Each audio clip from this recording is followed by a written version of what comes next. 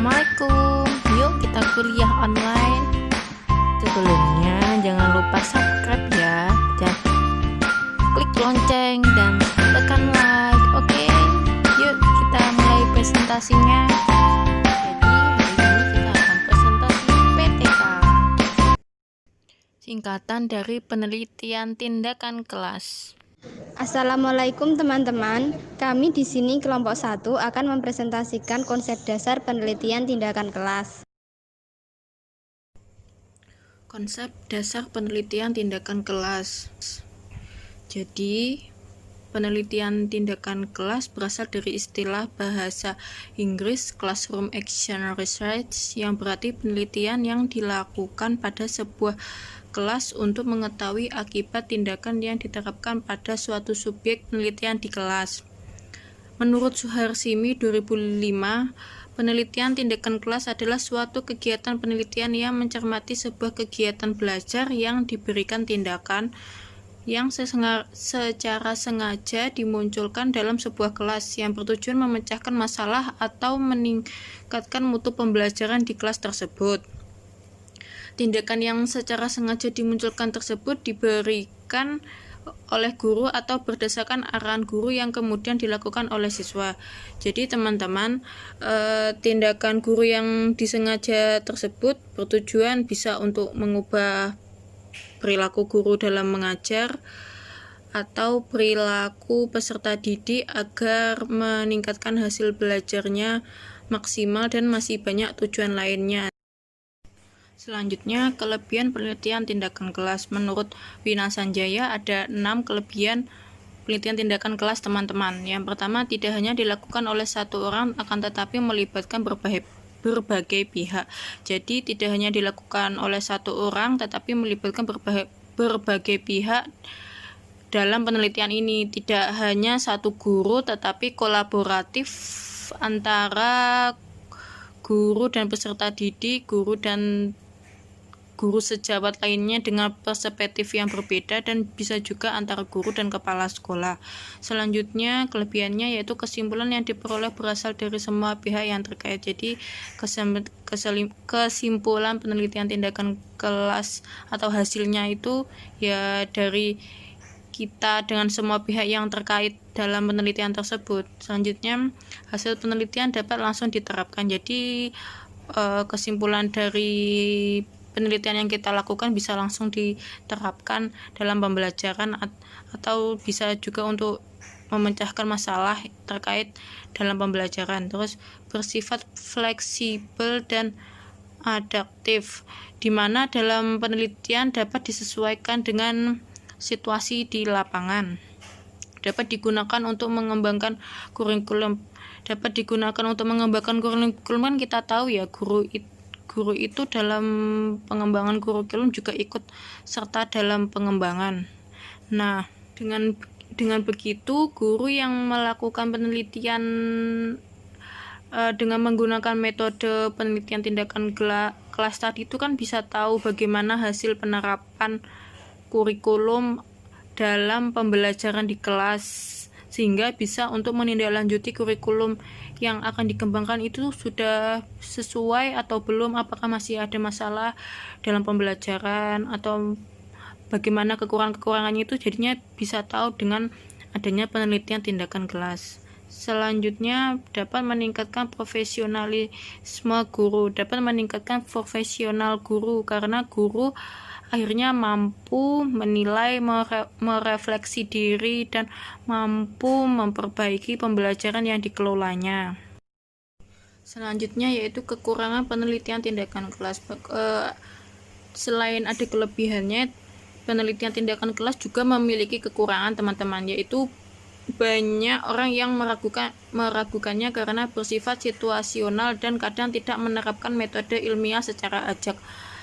Contohnya, apakah ada jaminan peneliti yang dilakukan guru atau peneliti terbebas dari manipulasi? Apakah ada jaminan guru atau peneliti dalam penelitian tindakan kelas sudah menggunakan metode penelitian tindakan kelas secara beraturan? Maka dari itu semua, penelitian tindakan kelas masih mempunyai kekurangan, teman-teman. Selanjutnya, keterbatasan peneliti atau guru sehingga pelaksanaan PTK tidak secara otomatis dapat dilakukan. Keterbatasan waktu dengan beban mengajar, contohnya guru itu kan juga punya beban mengajar ya teman-teman per minggunya. Kadang terus kendala dalam pelaksanaan yang enggan berkolaboratif dengan teman sejawatnya, mungkin karena yaitu sibuk mengajar, sibuk dengan keluarganya, sehingga keterbatasan waktunya pun berkurang untuk melakukan penelitian tindakan kelas. Nah, kita tahu teman-teman kalau guru itu butuh waktu yang lama untuk melakukan penelitian tindakan kelas, jadi sehingga kalau ada beban seperti kendala dalam mengajar itu kan jadi beban, jadi tidak fokus dalam penelitian sehingga ya menjadi terkendala. Selain itu, kesimpulan yang dihasilkan tidak bersifat universal.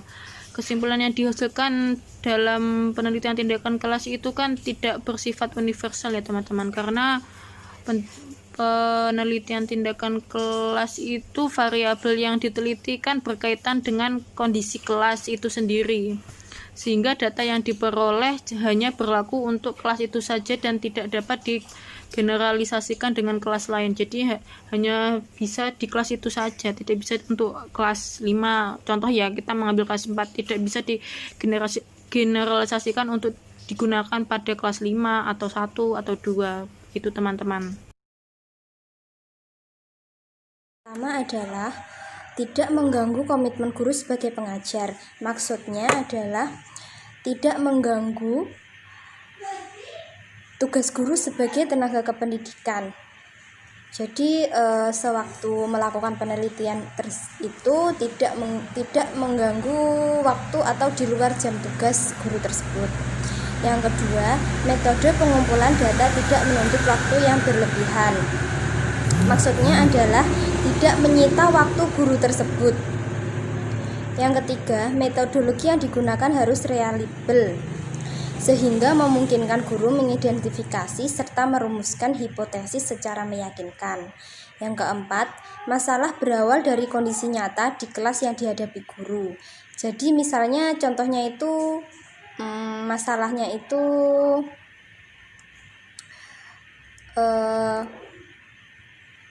mengapa anak sulit memahami materi matematika pada bab bangun ruang. Guru harus memperhatikan etika profesionalitas dalam penyelenggaraan.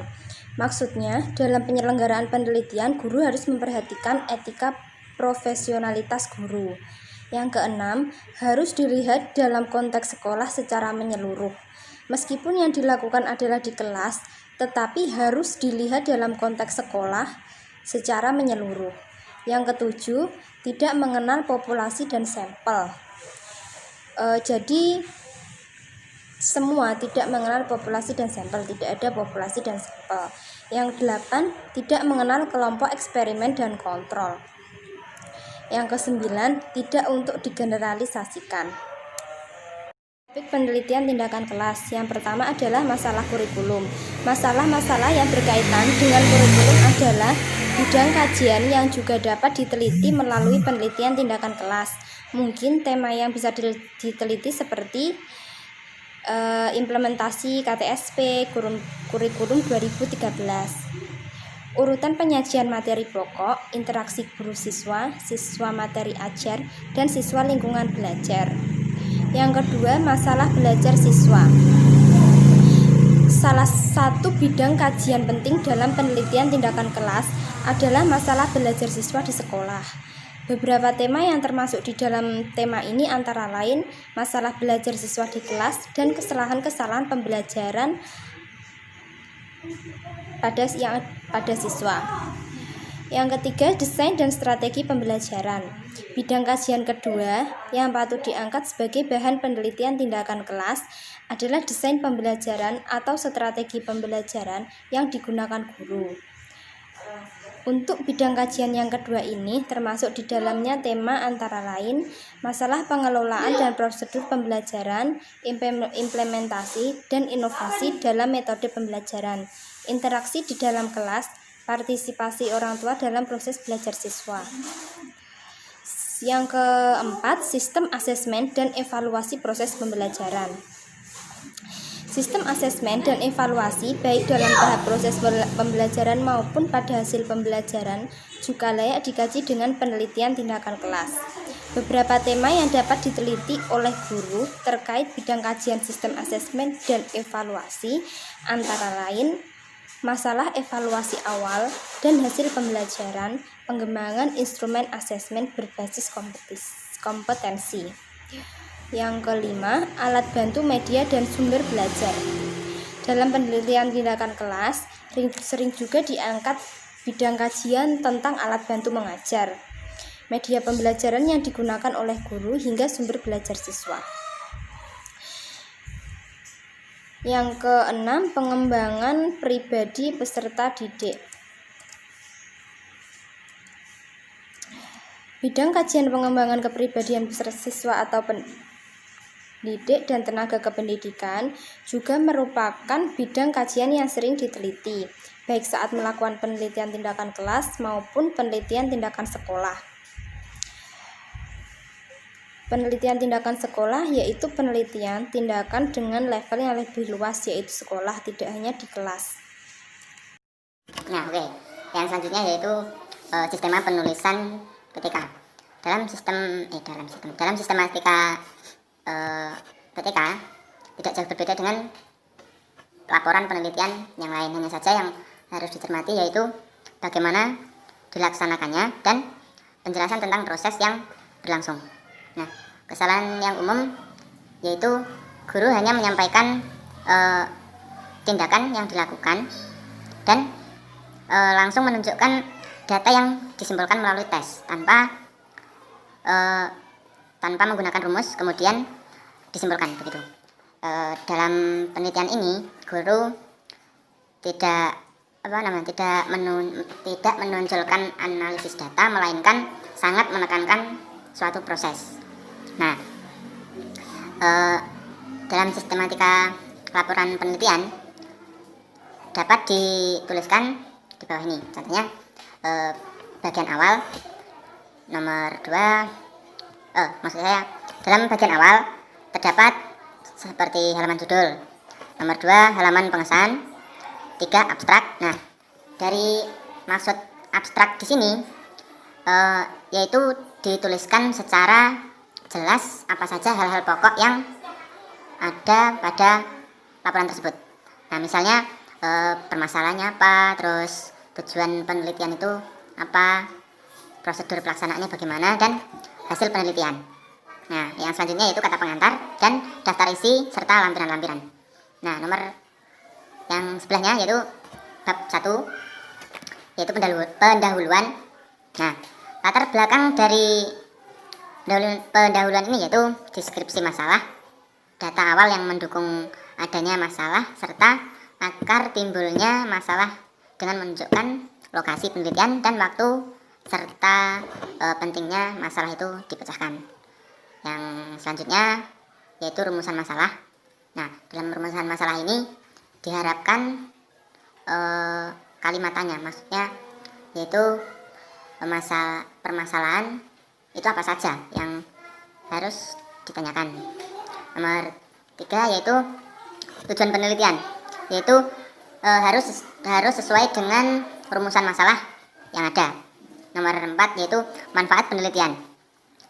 Manfaatnya apa? Yaitu disesuaikan dengan apa yang direncanakan pada proposal, namun peneliti itu dapat mengembangkannya sendiri gitu. Nah, yang selanjutnya yaitu ada bab 2. Bab 2 tersebut itu landasan teori. Landasan teori ini memberi arah serta petunjuk pada pelaksanaan PTK. Nah, diperlukan adanya usaha untuk membangun sebuah argumentasi teoritis yang menunjukkan bahwa tindakan yang dilakukan itu dimungkinkan dapat meningkatkan mutu suatu proses pembelajaran di kelas. Nah, pada akhir bab ini dapat dikemukakan hipotesis tindakan. Nah, uraian pada bab ini tidak harus lengkap, tidak harus lengkap dan rinci.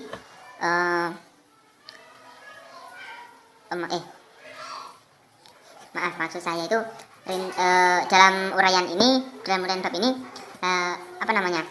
rincian dan babnya itu lebih lengkap dibanding yang lain, dibanding penelitian yang lain seperti itu. Nah, lanjutnya yaitu bab ketiga, metode penelitian. Nah, dalam penelitian ini memuat tentang rencana tindakan atau pelaksanaan dan pemantauan serta evaluasi jenis instrumen yang digunakan secara refleksi.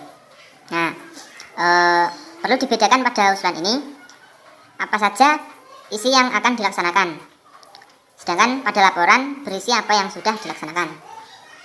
Pada siklus ini harus dikemukakan tindakan secara jelas, nah, serta semua jenis instrumen yang digunakan untuk mengumpulkan data. Nah, tindakan ini dilakukan bersifat rasional,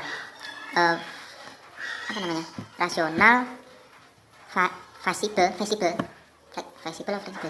serta kolaboratif. Nah, bab selanjutnya yaitu bab 4, yaitu hasil penelitian dan pembahasan. Nah, dalam penelitian dan pembahasan ini yaitu menguraikan atau menyajikan masing-masing siklus dengan data yang lengkap. Nah, yaitu dengan menyangkutkan berbagai aspek yang terjadi akibat tindakan yang dilakukan. Nah, tujuannya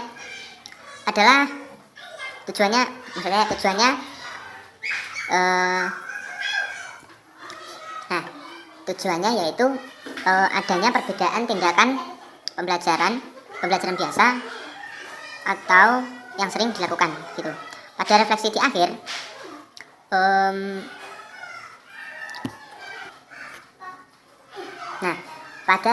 akhir, setiap siklus itu berisi penjelasan tentang aspek keberhasilan seperti grafik dan kelemahan yang terjadi. Nah, dan adanya perubahan atau kemajuan serta perbaikan yang terjadi pada diri siswa, lingkungan, guru, maksudnya itu lingkungan kelas, guru kelas sendiri, motivasi serta minat belajar dan hasil belajar siswa. Nah, yang selanjutnya yaitu bab 5, kesimpulan dan saran, memuat tentang sumber hasil penelitian atau potret kemajuan yang sesuai dengan tujuan atau masalah penelitian yang disampaikan sebelumnya. Nah, dalam kesimpulan dan saran itu sangat penting untuk lebih meningkatkan kualitas penelitian tersebut. Ada saran yang positif serta ada saran yang negatif. Nah, yang selanjutnya yaitu terdapat lampiran-lampiran. Lampiran-lampiran tersebut itu berisi rancangan materi, bahan, atau semua instrumen penelitian dan seperti foto, terus izin penelitian serta bukti yang lain yang diperlukan untuk penelitian gitu. Nah, yang selanjutnya yaitu pada bagian awal sudah saya sebutkan seperti tadi. Nomor 2, pendahuluan juga sudah. Landasan teori juga sudah. Nah, lanjutan sistematika. Pada bab 4, hasil penelitian dan pembahasan, yaitu mengembangkan masing-masing siklus dengan data yang lengkap. Yang kedua, bab 5, kesimpulan dan saran, kesimpulan hasil penelitian dan saran atas tindakan atau tindak lanjut penelitian. Nah, nomor 3, daftar pustaka, memuat sumber pustaka yang digunakan untuk penelitian. Lampiran-lampiran berisi rancangan semua instrumen, sampel, dan berisi dokumentasi yang diperlukan untuk penelitian. Sekian presentasi dari kelompok kami. Wassalamualaikum warahmatullahi wabarakatuh.